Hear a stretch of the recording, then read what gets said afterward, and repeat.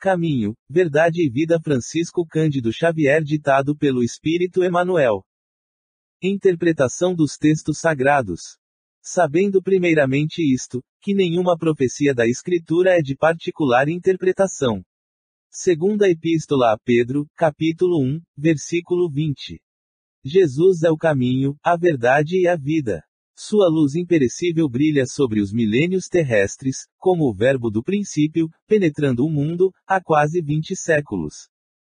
Lutas sanguinárias, guerras de extermínio, calamidades sociais não lhe modificaram um tio nas palavras que se atualizam, cada vez mais, com a evolução multiforme da Terra.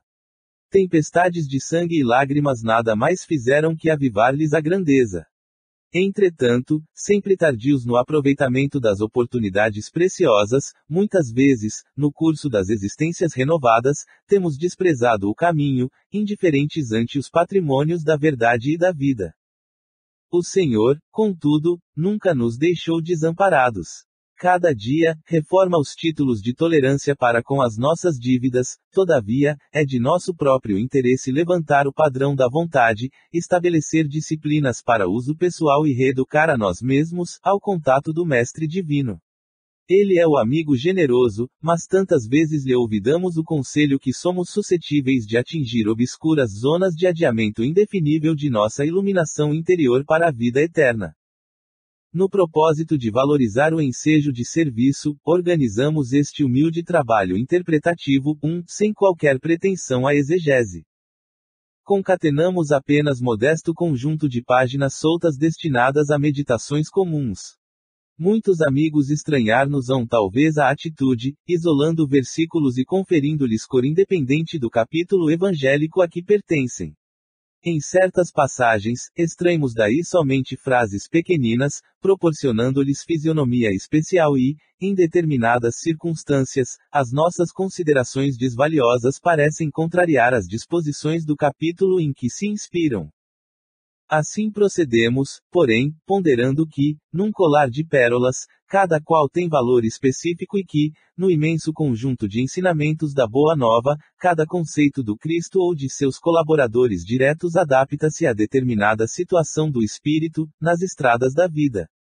A lição do Mestre, além disso, não constitui tão somente um impositivo para os mistérios da adoração. O Evangelho não se reduz a breviário para o genuflexório. É roteiro imprescindível para a legislação e administração, para o serviço e para a obediência. O Cristo não estabelece linhas divisórias entre o templo e a oficina. Toda a terra é seu altar de oração e seu campo de trabalho, ao mesmo tempo. Por louvá-lo nas igrejas e menoscabá-lo nas ruas é que temos naufragado 1000 vezes, por nossa própria culpa. Todos os lugares, portanto, podem ser consagrados ao serviço divino. Algumas destas páginas, já publicadas na imprensa espiritista cristã, foram por nós revistas e simplificadas para maior clareza de interpretação. Nota de Emmanuel. Muitos discípulos, nas várias escolas cristãs, entregaram-se a perquirições teológicas, transformando os ensinos do Senhor em relíquia morta dos altares de pedra. No entanto, espera o Cristo venhamos todos a converter-lhe o evangelho de amor e sabedoria em companheiro da prece, em livro escolar no aprendizado de cada dia, em fonte inspiradora de nossas mais humildes ações no trabalho comum e em código de boas maneiras no intercâmbio fraternal. Embora esclareça nossos singelos objetivos, noto, antecipadamente, ampla perplexidade nesse ou naquele grupo de crentes.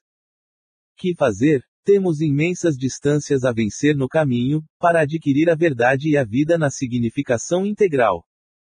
Compreendemos o respeito devido ao Cristo, mas, pela própria exemplificação do Mestre, sabemos que o labor do aprendiz fiel constitui-se de adoração e trabalho, de oração e esforço próprio. Quanto ao mais, consola-nos reconhecer que os textos sagrados são dádivas do Pai a todos os seus filhos e, por isso mesmo, aqui nos reportamos as palavras sábias de Simão Pedro, sabendo primeiramente isto, que nenhuma profecia da Escritura é de particular interpretação.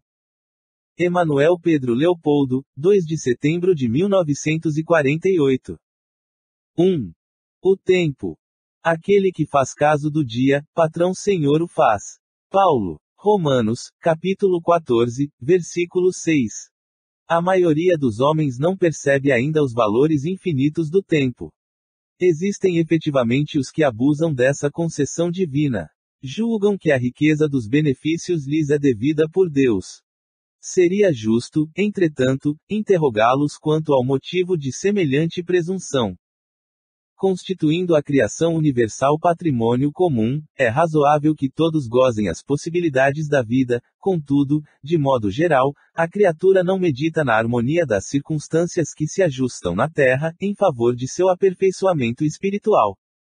É lógico que todo homem conte com o tempo, mas, se esse tempo estiver sem luz, sem equilíbrio, sem saúde, sem trabalho.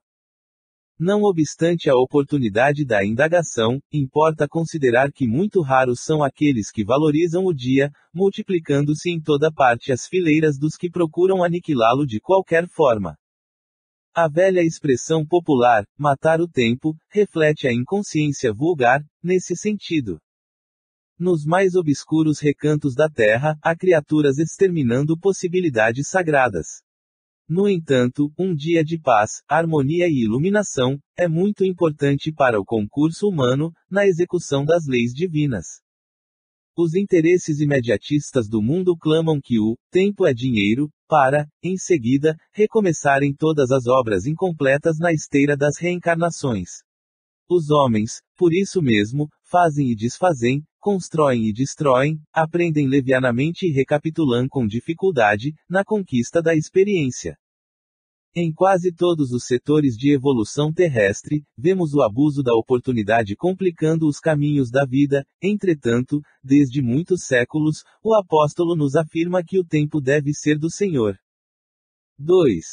Segue-me tu. Disse-lhe Jesus, se eu quero que ele fique até que eu venha, que te importa a ti? Segue-me tu. João, capítulo 21, versículo 22. Nas comunidades de trabalho cristão, muitas vezes observamos companheiros altamente preocupados com a tarefa conferida a outros irmãos de luta. É justo examinar, entretanto, como se elevaria o mundo se cada homem cuidasse de sua parte, nos deveres comuns, com perfeição e sinceridade. Algum de nossos amigos foi convocado para obrigações diferentes. Confortemo-lo com a legítima compreensão. Às vezes, surge um deles, modificado ao nosso olhar. Há cooperadores que o acusam. Muitos o consideram portador de perigosas tentações. Movimentam-se comentários e julgamentos à pressa. Quem penetrará, porém, o campo das causas? Estaríamos na elevada condição daquele que pode analisar um acontecimento, através de todos os ângulos.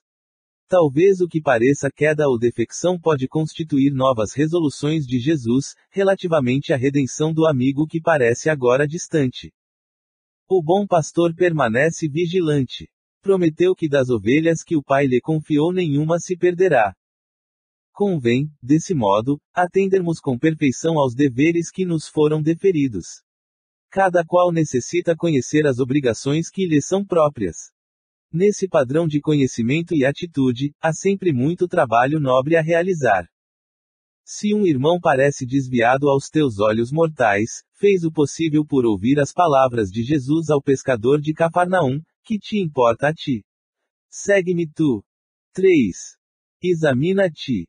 Nada faças por contenda ou por vanglória, mas por humildade. Paulo, Filipenses, capítulo 2, versículo 3. O serviço de Jesus é infinito.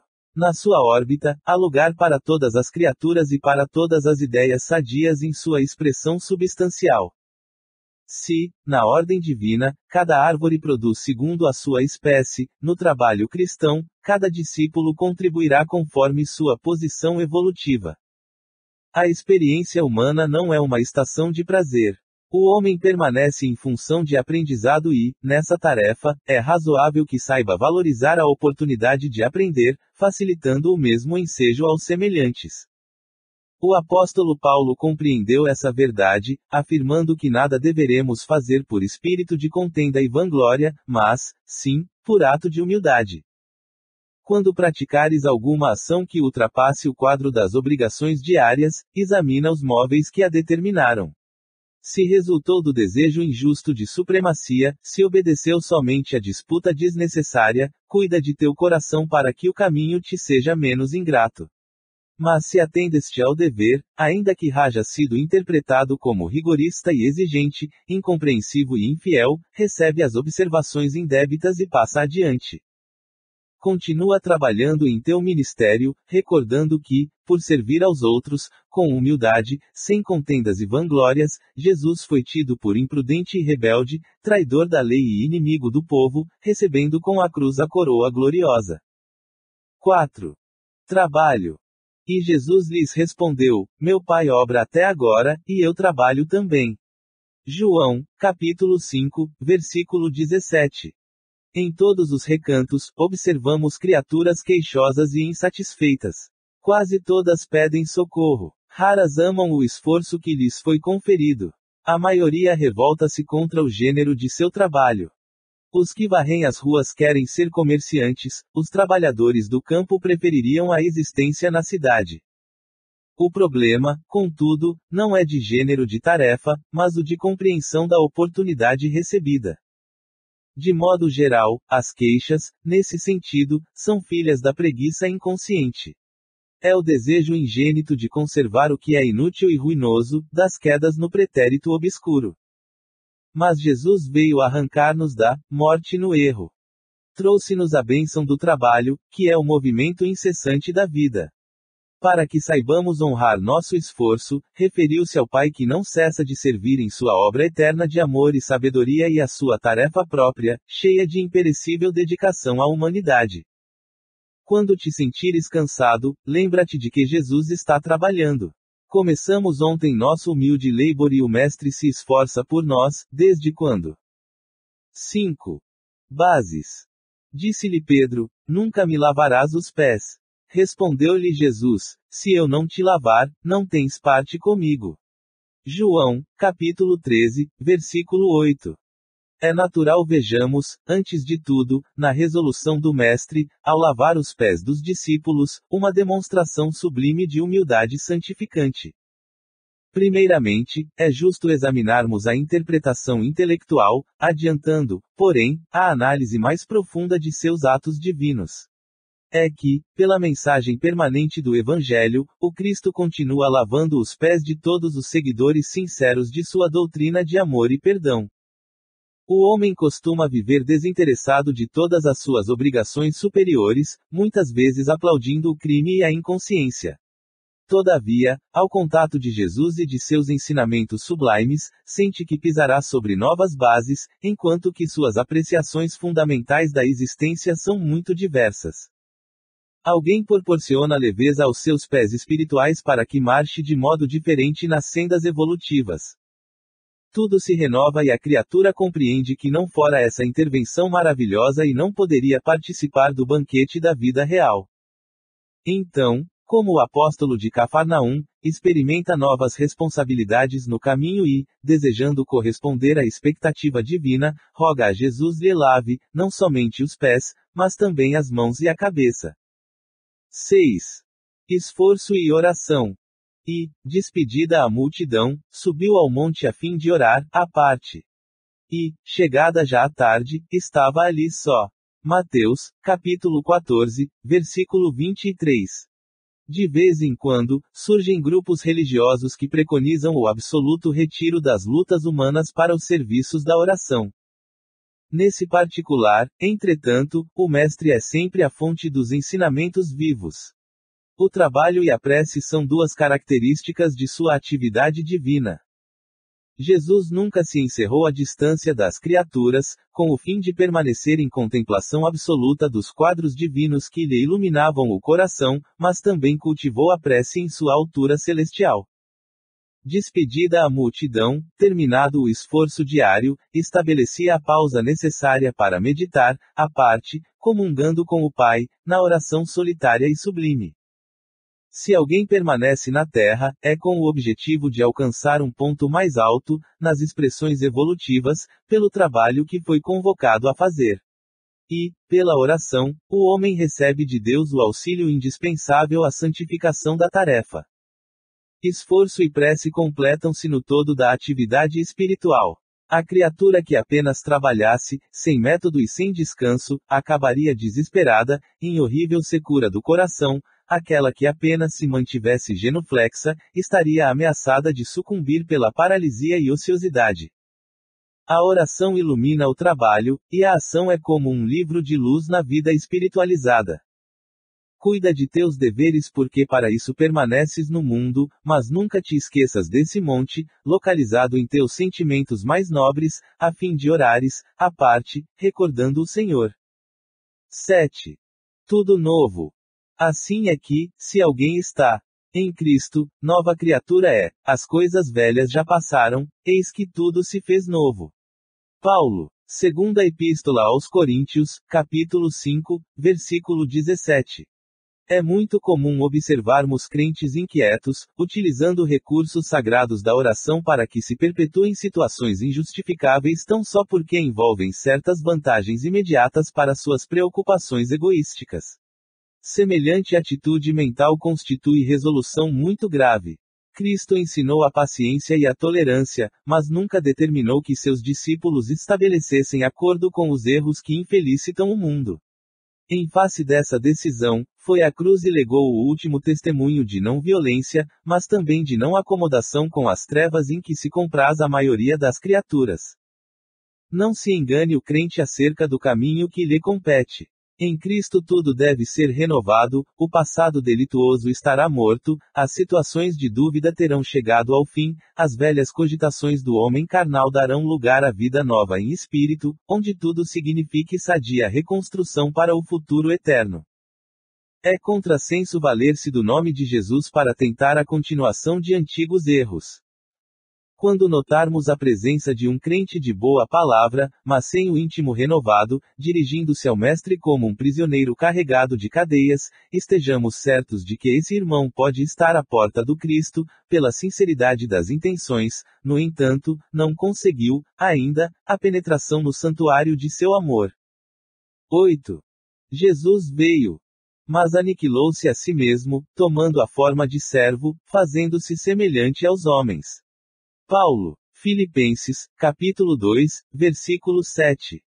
Muitos discípulos falam de extremas dificuldades por estabelecer boas obras nos serviços de confraternização evangélica, alegando o estado infeliz de ignorância em que se compraz imensa percentagem de criaturas da terra.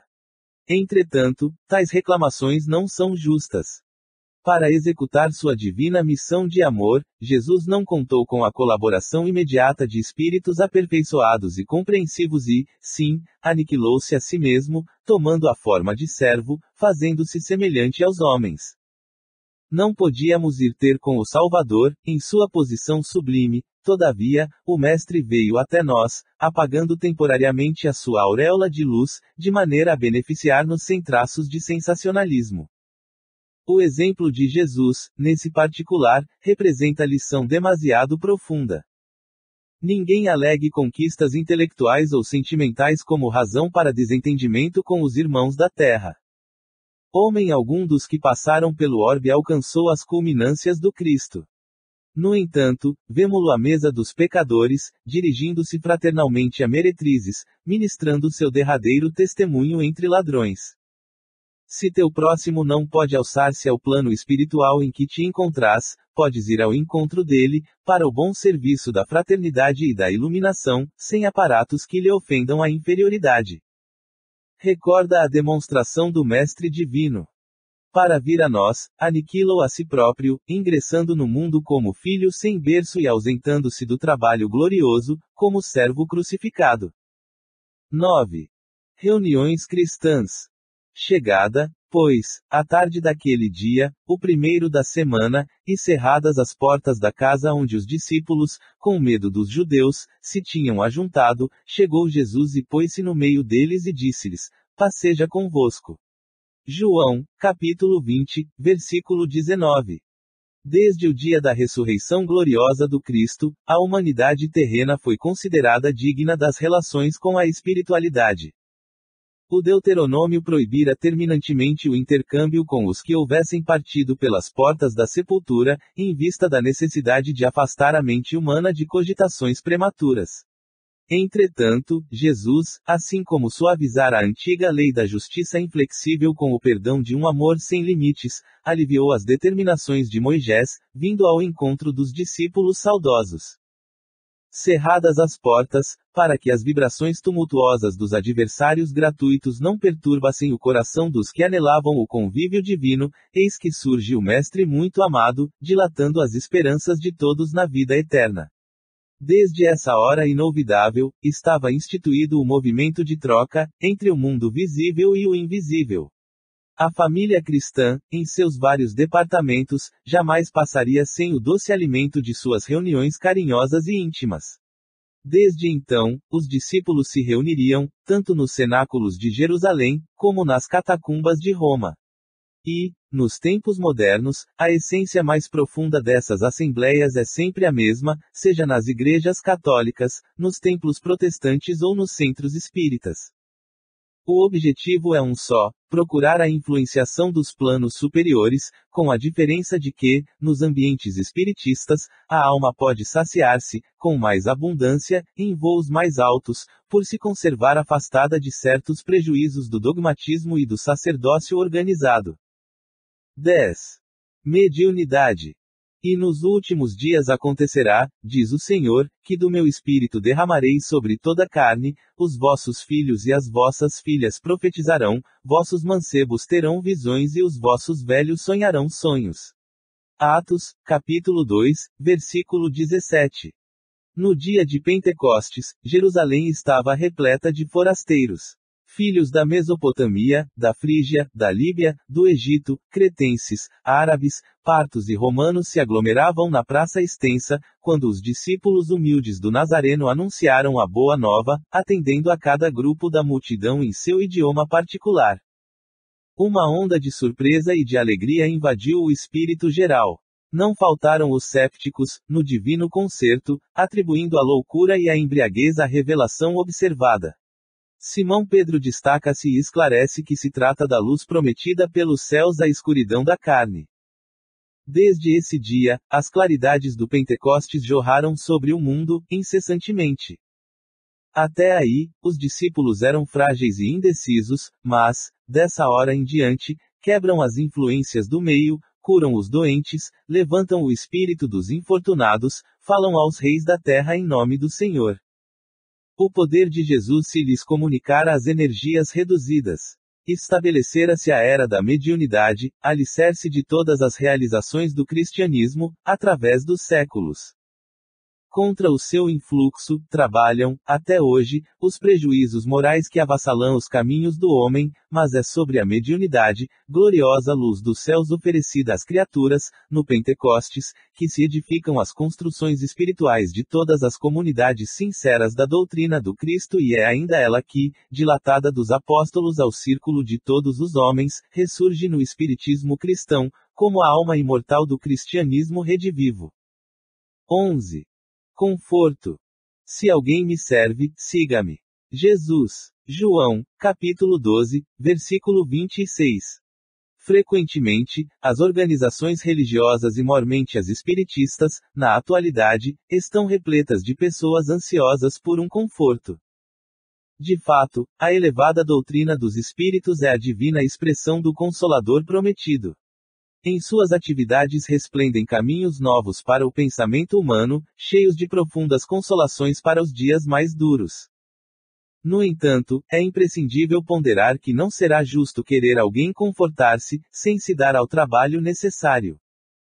Muitos pedem amparo aos mensageiros do plano invisível, mas como recebê-lo, se chegaram ao cúmulo de abandonar-se ao sabor da ventania impetuosa que sopra, de rijo, nos resvaladouros dos caminhos. Conforto espiritual não é como o pão do mundo, que passa, mecanicamente, de mão em mão, para saciar a fome do corpo, mas, sim, como o sol, que é o mesmo para todos, penetrando, porém, somente nos lugares onde não se haja feito um reduto fechado para as sombras. Os discípulos de Jesus podem referir-se às suas necessidades de conforto.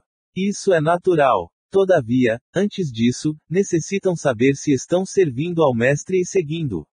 O Cristo nunca faltou às suas promessas. Seu reino divino se ergue sobre consolações imortais, mas, para atingi-lo, faz-se necessário seguir-lhe os passos e ninguém ignora qual foi o caminho de Jesus, nas pedras deste mundo.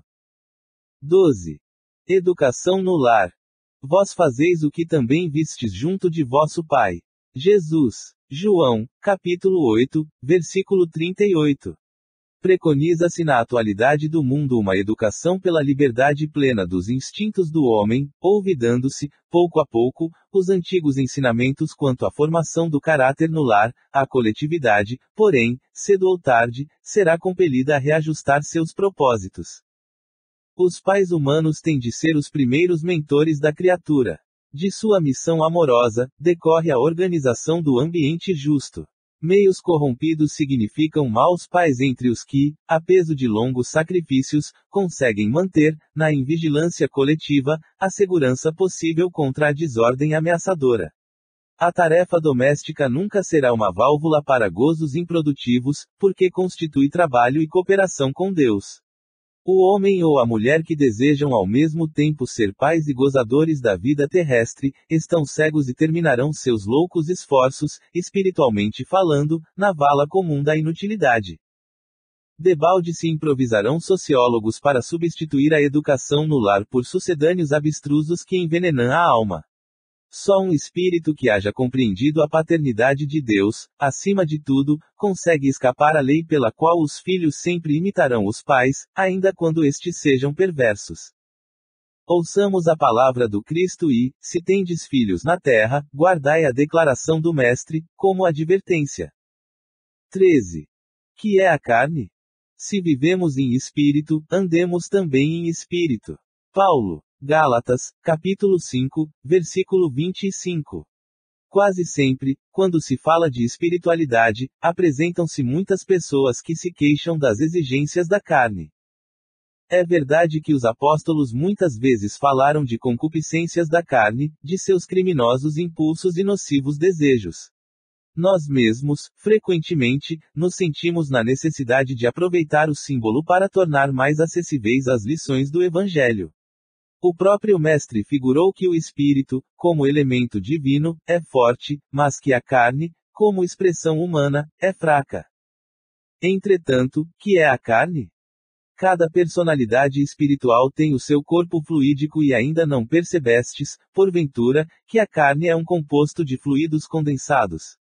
Naturalmente, esses fluidos, em se reunindo, obedecerão aos imperativos da existência terrestre, no que designais por lei de hereditariedade, mas, esse conjunto é passivo e não determina por si. Podemos figurá-lo como casa terrestre, dentro da qual o espírito é dirigente, habitação essa que tomará as características boas ou más de seu possuidor. Quando falamos em pecados da carne, podemos traduzir a expressão por faltas devidas à condição inferior do homem espiritual sobre o planeta. Os desejos aviltantes, os impulsos deprimentes, a ingratidão, a má-fé, o traço do traidor, nunca foram da carne. É preciso se instale no homem a compreensão de sua necessidade de autodomínio, acordando-lhe as faculdades de disciplinador e renovador de si mesmo, em Jesus Cristo. Um dos maiores absurdos de alguns discípulos é atribuir ao conjunto de células passivas, que servem ao homem, a paternidade dos crimes e desvios da terra, quando sabemos que tudo procede do Espírito. 14. Em ti mesmo. Tens fé? Tem-na em ti mesmo, diante de Deus. Paulo. Romanos, capítulo 14, versículo 22. No mecanismo das realizações diárias, não é possível esquecer a criatura aquela expressão de confiança em si mesma, e que deve manter na esfera das obrigações que tem de cumprir à face de Deus. Os que vivem na certeza das promessas divinas são os que guardam a fé no poder relativo que lhes foi confiado e, aumentando-o pelo próprio esforço, prosseguem nas edificações definitivas, com vistas à eternidade. Os que, no entanto, permanecem desalentados quanto às suas possibilidades, esperando em promessas humanas, dão a ideia de fragmentos de cortiça, sem finalidade própria, ao sabor das águas, sem roteiro e sem ancoradouro. Naturalmente, ninguém poderá viver na Terra sem confiar em alguém de seu círculo mais próximo, mas, a afeição, o laço amigo, o calor das dedicações elevadas não podem excluir a confiança em si mesmo, diante do Criador. Na esfera de cada criatura, Deus pode tudo, não dispensa, porém, a cooperação, a vontade e a confiança do Filho para realizar. Um pai que fizesse, mecanicamente, o quadro de felicidades dos seus descendentes, exterminaria, em cada um, as faculdades mais brilhantes. Por que te manterás indeciso, se o Senhor te conferiu este ou aquele trabalho justo? Fez-o retamente, porque se Deus tem confiança em ti para alguma coisa, deves confiar em ti mesmo, diante dele. 15. Conversão. E tu, quando te converteres, confirma teus irmãos. Jesus. Lucas, capítulo 22, versículo 32. Não é tão fácil a conversão do homem, quanto afirmam os portadores de convicções apressadas. Muitos dizem, eu creio, mas poucos podem declarar, estou transformado. As palavras do Mestre a Simão Pedro são muito simbólicas. Jesus profere-as, na véspera do Calvário, na hora grave da última reunião com os discípulos. Recomendava ao pescador de Cafarnaum confirmasse os irmãos na fé, quando se convertesse. Acresce notar que Pedro sempre foi o seu mais ativo companheiro de apostolado. O Mestre preferia sempre a sua casa singela para exercer o divino ministério do amor. Durante 3 anos sucessivos, Simão presenciou acontecimentos assombrosos. Viu leprosos limpos, cegos que voltavam a ver, loucos que recuperavam a razão, deslumbrara-se com a visão do Messias transfigurado no Leibor, assistira à saída de Lázaro da escuridão do sepulcro, e, no entanto, ainda não estava convertido.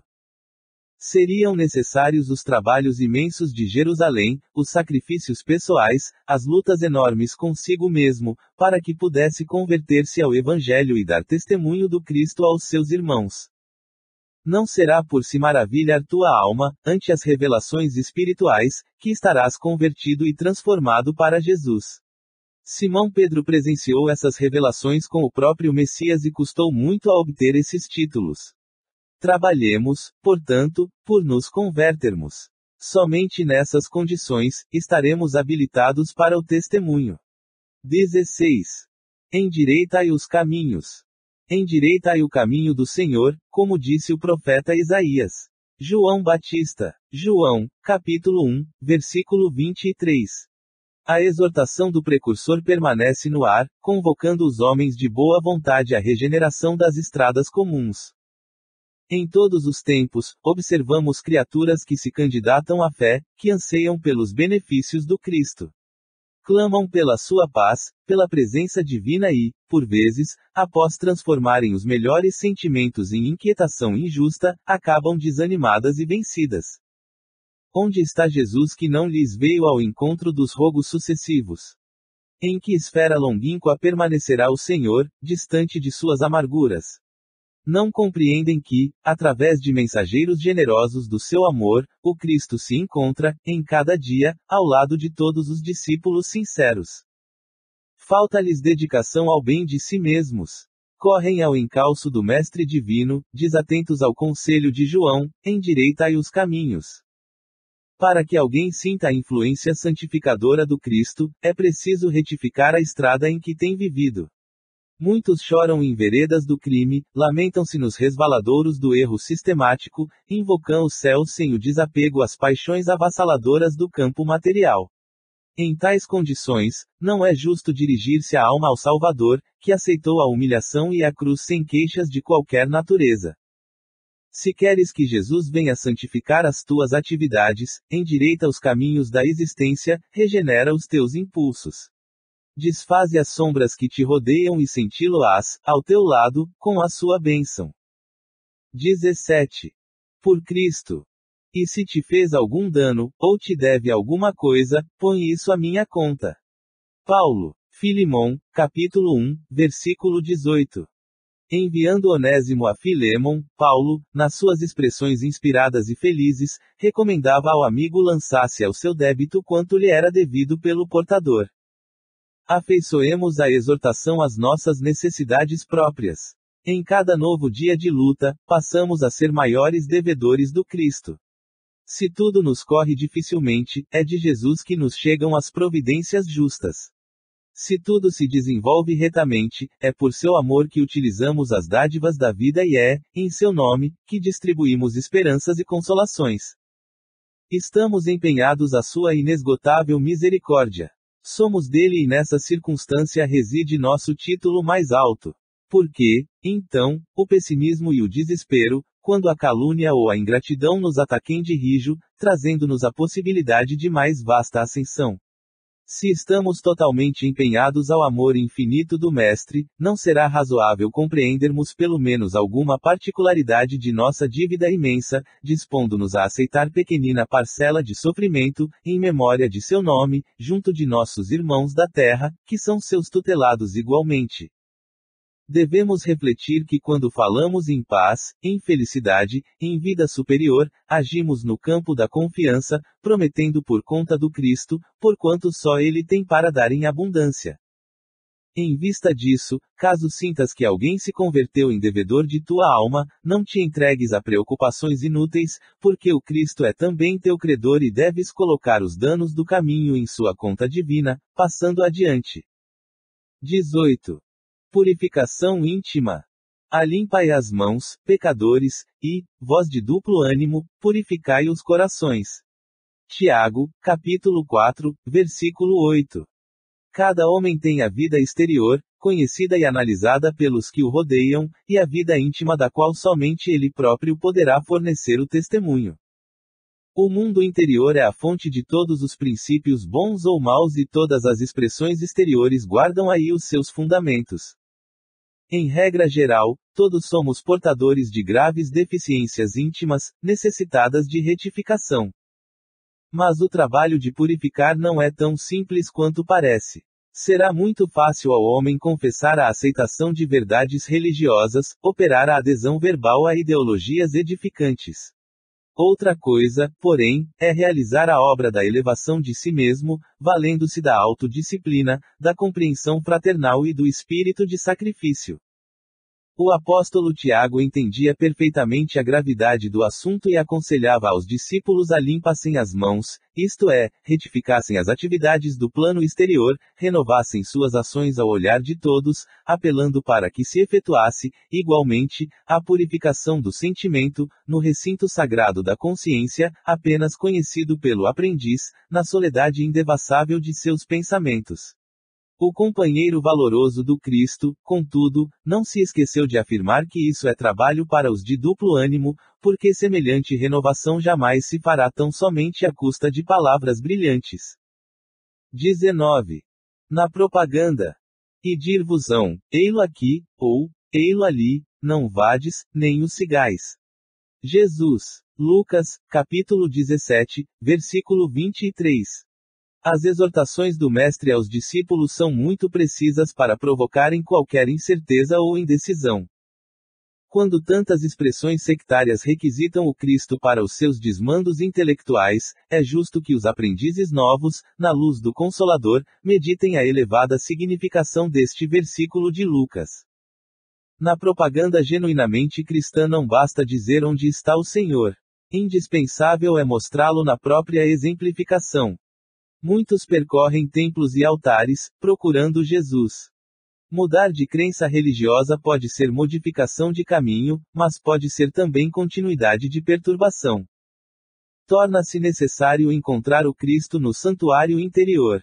Cristianizar a vida não é imprimir-lhe novas feições exteriores. É reformá-la para o bem no âmbito particular. Os que afirmam apenas na forma verbal que o Mestre se encontra aqui ou ali, arcam com profundas responsabilidades. A preocupação de proselitismo é sempre perigosa para os que se seduzem com as belezas sonoras da palavra sem exemplos edificantes. O discípulo sincero sabe que dizer é fácil, mas que é difícil revelar os propósitos do Senhor na existência própria. É imprescindível fazer o bem, antes de ensiná-lo a outrem, porque Jesus recomendou ninguém seguisse os pregoeiros que somente dissessem onde se poderia encontrar o Filho de Deus. 20. O companheiro. Não devias tu igualmente ter compaixão do teu companheiro, como eu também tive misericórdia de ti? Jesus. Mateus, capítulo 18, versículo 33. Em qualquer parte, não pode o homem agir, isoladamente, em se tratando da obra de Deus, que se aperfeiçoa em todos os lugares. O Pai estabeleceu a cooperação como princípio dos mais nobres, no centro das leis que regem a vida. No recanto mais humilde, encontrarás um companheiro de esforço. Em casa, ele pode chamar-se pai, ou filho; no caminho, pode denominar-se amigo, ou camarada de ideal. No fundo, há um só Pai que é Deus e uma grande família que se compõe de irmãos. Se o Eterno encaminhou ao teu ambiente um companheiro menos desejável, tem compaixão e ensina sempre. Eleva os que te rodeiam. Santifica os laços que Jesus promoveu a bem de tua alma e de todos os que te cercam. Se a tarefa apresenta obstáculos, lembra-te das inúmeras vezes em que o Cristo já aplicou misericórdia ao teu espírito. Isso atenua as sombras do coração.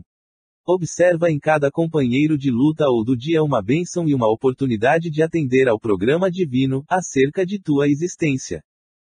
Há dificuldades e percalços, incompreensões e desentendimentos. Usa a misericórdia que Jesus já usou contigo, dando-te nova ocasião de santificar e de aprender. 21. Caminhos retos. E ele lhes disse: lançai a rede para a banda direita do barco e achareis. João, capítulo 21, versículo 6. A vida deveria constituir, por parte de todos nós, rigorosa observância dos sagrados interesses de Deus. Frequentemente, porém, a criatura busca sobrepor-se aos desígnios divinos. Estabelece-se, então, o desequilíbrio, porque ninguém enganará a divina lei. E o homem sofre, compulsoriamente, na tarefa de reparação. Alguns companheiros desesperam-se no bom combate pela perfeição própria e lançam-se num verdadeiro inferno de sombras interiores. Queixam-se do destino, acusam a sabedoria criadora, gesticulando os abismos da maldade, esquecendo o capricho e a imprevidência que os fizeram cair. Jesus, no entanto, há quase 20 séculos, exclamou: lançai a rede para a banda direita do barco e achareis. Figuradamente, o espírito humano é um pescador dos valores evolutivos, na escola regeneradora da Terra. A posição de cada qual é o barco. Em cada novo dia, o homem se levanta com a sua rede de interesses. Estaremos lançando a nossa rede para a banda direita. Fundam-se nossos pensamentos e atos sobre a verdadeira justiça. Convém consultar a vida interior, em esforço diário, porque o Cristo, nesse ensinamento, recomendava, de modo geral, aos seus discípulos: dedicai vossa atenção aos caminhos retos e achareis o necessário. 22. Que buscais? E Jesus, voltando-se e vendo que eles o seguiam, disse-lhes: que buscais? João, capítulo 1, versículo 38. A vida em si é conjunto divino de experiências. Cada existência isolada oferece ao homem o proveito de novos conhecimentos. A aquisição de valores religiosos, entretanto, é a mais importante de todas, em virtude de constituir o movimento de iluminação definitiva da alma para Deus. Os homens, contudo, estendem a esse departamento divino a sua viciação de sentimentos, no jogo inferior dos interesses egoísticos. Os templos de pedra estão cheios de promessas injustificáveis e de votos absurdos. Muitos devotos entendem encontrar na divina providência uma força subornável, eivada de privilégios e preferências. Outros se socorrem do plano espiritual com o propósito de solucionar problemas mesquinhos. Esquecem-se de que o Cristo ensinou e exemplificou. A cruz do Calvário é símbolo vivo. Quem deseja a liberdade precisa obedecer aos desígnios supremos. Sem a compreensão de Jesus, no campo íntimo, associada aos atos de cada dia, a alma será sempre a prisioneira de inferiores preocupações. Ninguém ouvide a verdade de que o Cristo se encontra no umbral de todos os templos religiosos do mundo, perguntando, com interesse, aos que entram: que buscais? 23. Viver pela fé. Mas o justo viverá pela fé. Paulo. Romanos, capítulo 1, versículo 17. Na Epístola aos Romanos, Paulo afirma que o justo viverá pela fé. Não poucos aprendizes interpretaram erradamente a assertiva. Supuseram que viver pela fé seria executar rigorosamente as cerimônias exteriores dos cultos religiosos. Frequentar os templos, harmonizar-se com os sacerdotes, respeitar a simbologia sectária, indicariam a presença do homem justo. Mas nem sempre vemos o bom ritualista aliado ao bom homem. E, antes de tudo, é necessário ser criatura de Deus, em todas as circunstâncias da existência. Paulo de Tarso queria dizer que o justo será sempre fiel, viverá de modo invariável, na verdadeira fidelidade ao Pai que está nos céus. Os dias são ridentes e tranquilos. Tenhamos boa memória e não desdenhemos a moderação. São escuros e tristes. Confiemos em Deus, sem cuja permissão a tempestade não desabaria. Veio o abandono do mundo. O Pai jamais nos abandona. Chegaram as enfermidades, os desenganos, a ingratidão e a morte. Eles são todos bons amigos, por trazerem até nós a oportunidade de sermos justos, de vivermos pela fé, segundo as disposições sagradas do cristianismo. 24. O tesouro enferrujado. O vosso ouro e a vossa prata se enferrujaram. Tiago, capítulo 5, versículo 3. Os sentimentos do homem, nas suas próprias ideias apaixonadas, se dirigidos para o bem, produziriam sempre, em consequência, os mais substanciosos frutos para a obra de Deus. Em quase toda parte, porém, desenvolvem-se ao contrário, impedindo a concretização dos propósitos divinos, com respeito à redenção das criaturas. De modo geral, vemos o amor interpretado tão somente à conta de emoção transitória dos sentidos materiais, a beneficência produzindo perturbação entre dezenas de pessoas para atender a 3 ou 4 doentes, a fé organizando guerras sectárias, o zelo sagrado da existência criando egoísmo fulminante.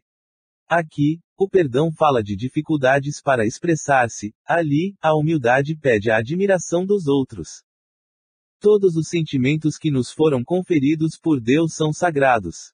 Constituem o ouro e a prata de nossa herança, mas como assevera o apóstolo, deixamos que as dádivas se enferrujassem, no transcurso do tempo.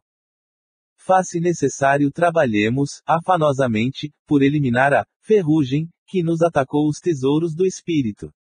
Para isso, é indispensável compreendamos no Evangelho a história da renúncia perfeita e do perdão sem obstáculos, a fim de que estejamos caminhando, verdadeiramente, ao encontro do Cristo. 25. Tende calma. E disse Jesus: mandai assentar os homens. João, capítulo 6, versículo 10. Esta passagem do Evangelho de João é das mais significativas. Verifica-se quando a multidão de quase 5.000 pessoas tem necessidade de pão, no isolamento da natureza. Os discípulos estão preocupados. Filipe afirma que 200 dinheiros não bastarão para atender a dificuldade imprevista. André conduz ao mestre um jovem que trazia consigo 5 pães de cevada e 2 peixes. Todos discutem. Jesus, entretanto, recebe a migalha sem descrer de sua preciosa significação e manda que todos se assentem, pede que haja ordem, que se faça harmonia. E distribui o recurso com todos, maravilhosamente. A grandeza da lição é profunda. Os homens esfomeados de paz reclamam a assistência do Cristo. Falam nele, suplicam-lhe socorro, aguardam-lhe as manifestações. Não conseguem, todavia, estabelecer a ordem em si mesmos, para a recepção dos recursos celestes.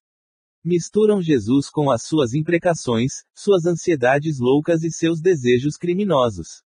Naturalmente se desesperam, cada vez mais desorientados, porquanto não querem ouvir o convite à calma, não se assentam para que se faça a ordem, persistindo em manter o próprio desequilíbrio.